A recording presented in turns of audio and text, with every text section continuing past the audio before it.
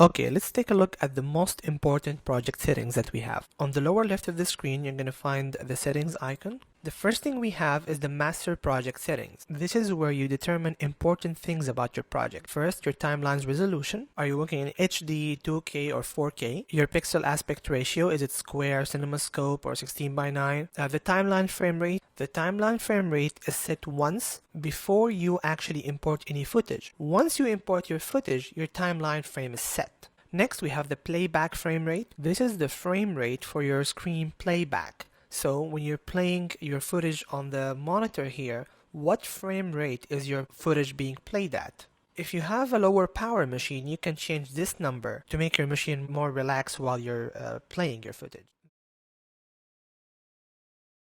Then you have the video monitoring. This is the format where you're monitoring your video when it goes to an external playback monitor, which you're not going to be doing now. This is the video that is being sent to your external monitor.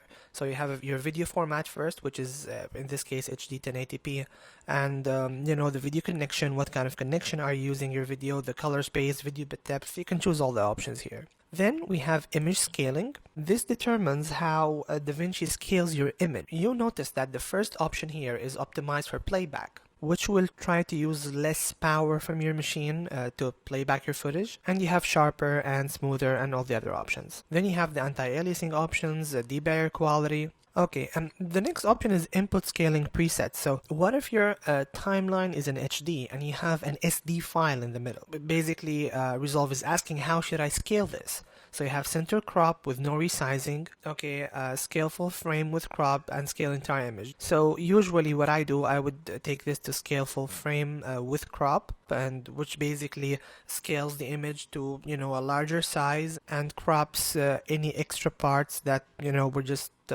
outside our current aspect ratio.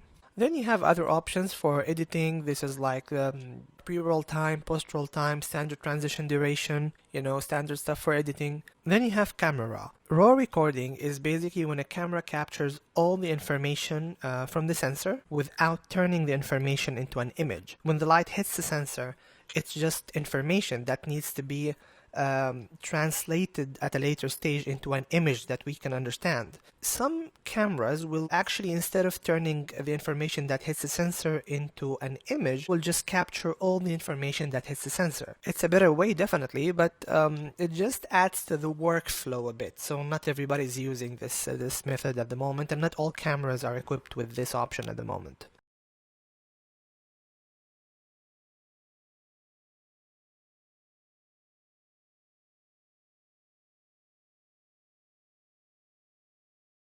The capture and playback, if you have an external device for capture and playback, which we don't here. The color space.